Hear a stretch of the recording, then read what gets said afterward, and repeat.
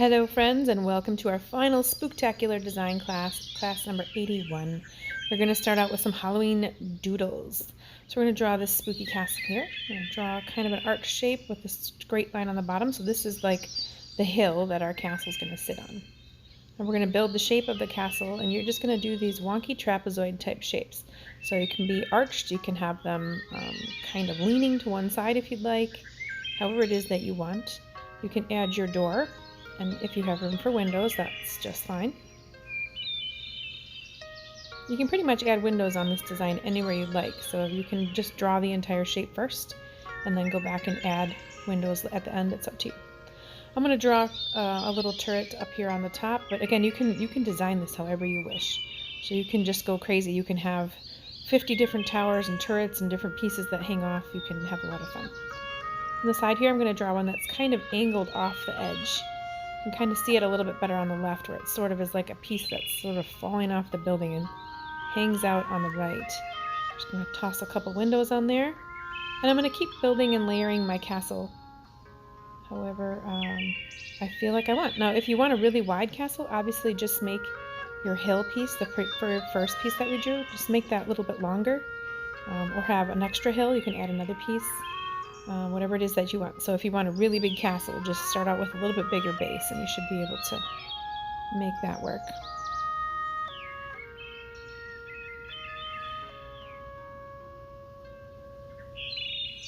I think that looks pretty cute. So now I'm going to draw my little creepy fence, and this is just lines, however many lines you have room for.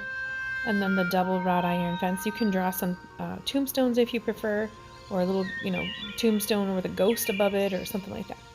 So now, in order to hide, because it doesn't really look very spooky at this point, we're going to color in the entire house except for the windows black. So the roof and the actual building pieces themselves get colored in.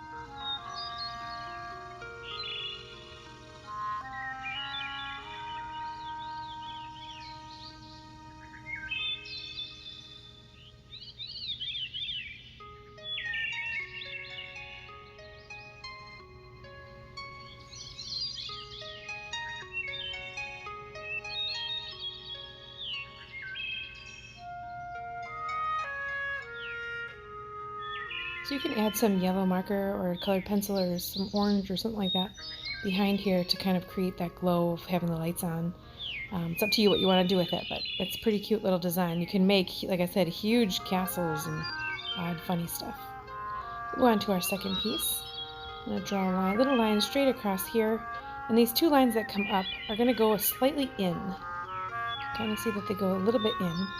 We're going to draw the bulb on the top. And it does not have to be centered. You can kind of see my left side is a little bit more bulbous than the other. You can draw your eyes. You can have them both be the same size.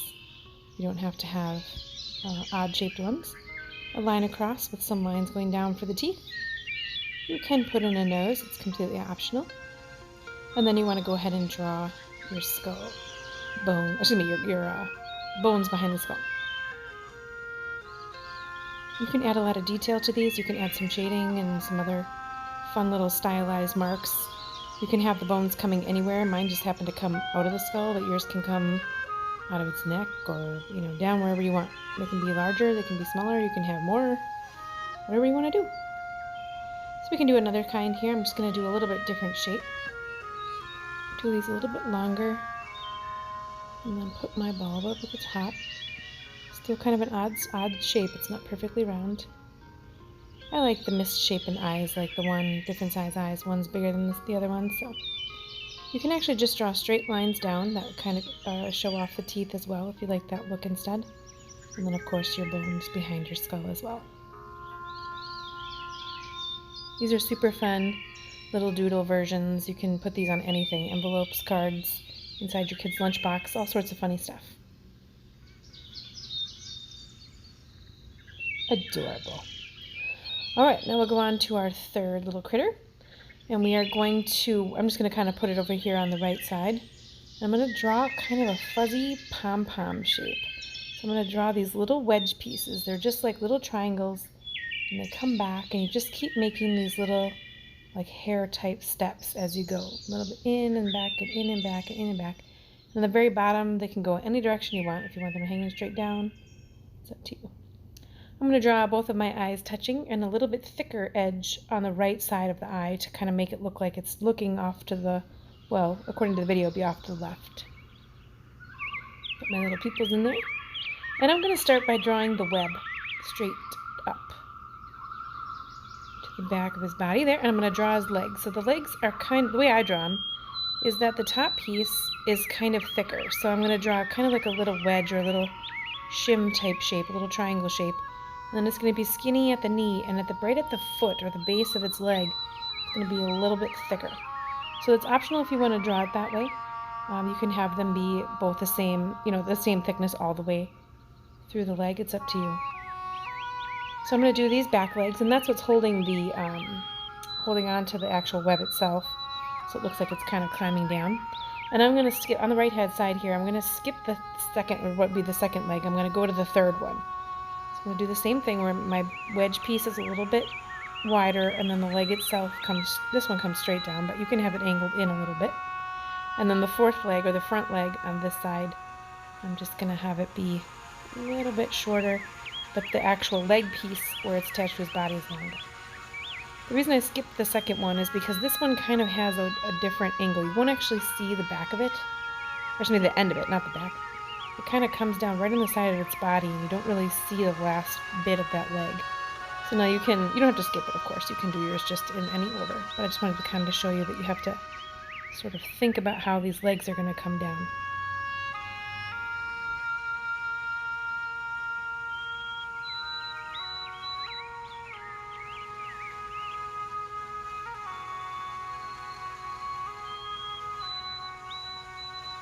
I just love their fuzzy, hairy body. It's super, super cute. So you can make them with fangs, you can make red eyes, you can do all sorts of funny stuff with this. Draw a whole bunch of them across your paper. Have a lot of fun with those different bodies. We're going to go on to the toadstools. So I'm going to draw the stem first. And you can have your stem as wide and as tall as you'd like. And then off to the left, come down just a little bit, like a quarter of an inch. You're going to kind of arch up, and then you're going to make sort of this weird, come down a little bit, up, and then you're going to circle back around. So it's kind of like a weird, wonky, I don't even know, but it's arched and it's curved. So that's going to be the top of the mushroom here. So I'm going to outline this piece, go up to the point on my toadstool, come back down, and then you're going to add all the details. And those are the little fins that are underneath. You can draw lots more than what I have here. If you'd like yours to be a little bit darker, that's just fine. Just fill it in with more of these curved lines in here. And then you can add your dots if you want.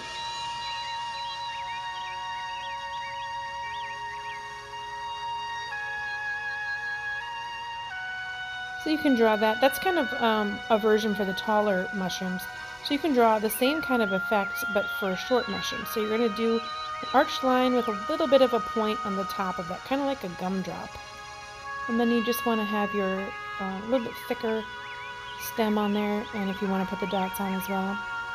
And I'm just going to draw one more over here for fun. And you can have these, if you're not very good at drawing kind of that rounded triangle, you can just do a standard oval. So something like that, and then add a little bit wider, chunkier body here, or stem. And then again, you can put your dots on if you'd like. And of course, you can add grass to this. You can add, I don't know, little scary spiders coming down, whatever it is you want. But they're very cute. The fifth design is going to be a cat. We're going to start with just a little C shape on the bottom. I'm going to arch up and come back down. And I'm going to draw another C shape off of that. And that's the inside of the legs. And now we're going to do the top of its body. So you just kind of come up here, draw some wiry, crazy, I'm scared type of hair. And I actually need to make his bum just a little bit bigger. That was a little too skinny. So it should kind of round on this back side here, not what I originally did. And then you can draw its scared little kind of jerky tail all the way to the edge. And then you want to draw its face. So it's kind of, you start with the upside down smile, a pretty wide one. And then you go straight up into the ear, come down, arch across, up, and then back to the head. So that's just a really quick kind of scaredy cat type of look. You can make the arch of the back a little bit more if you'd like, or you can add the extra legs. I'm just going to imagine that their legs are right side by side, so you don't need to see all four, but you can certainly add the other two kind of wedged in there behind if you'd like.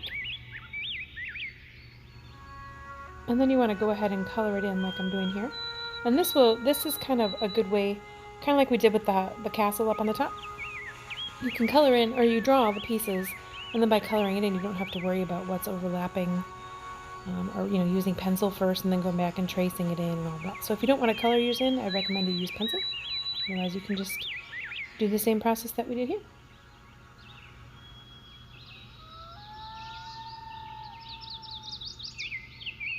Very cute. All right, now we're going to go on to the last one. The last one's the most complicated. So we're going to start with a little wide oval here. We're going to draw the bat ear. So right off the side, I'm going to come in and then angle back, come up, and then angle back. I'm going to draw a little wedge piece in here for the actual ear itself, but you don't have to do that if you don't want to. And then underneath, I'm going to draw basically a U shape, but it's going to get bulbous at the bottom and come back up to the head. So there's the actual body of our bat. So now off on the right, you're going to start right in the crook of where these two meet, go up quite a bit, and then you're going to swirl over here. Okay, now you're going to come down probably about, 3/4 of the way, right about here, and then you're going to start drawing a line straight down past its body with a big swirl on the bottom, and then you're going to come back out and undo the swirl. So I'm just going to come back up to the top. It's a little bit easier for me to draw it that way. And I'm going to thicken this up so it's basically like a double line swirl. Okay. Now we're going to add the two additional pieces of the wing. You start at that same point at the top, and this doesn't go all the way to the end. You can kind of see it a little bit better on the left there.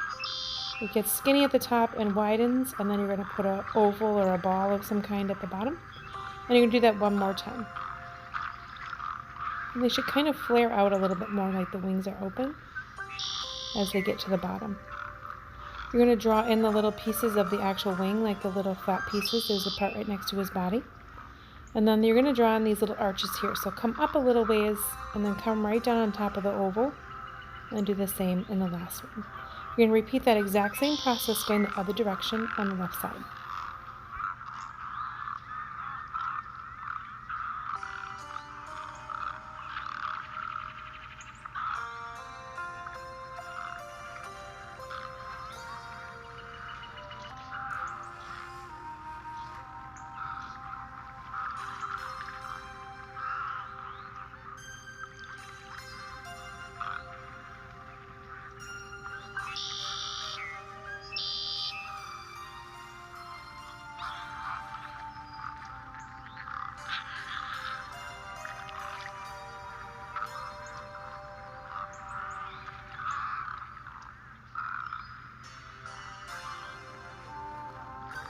Alright, so that is the outline and the shape of our bat, and now we get to do the fun part of putting all the little details on.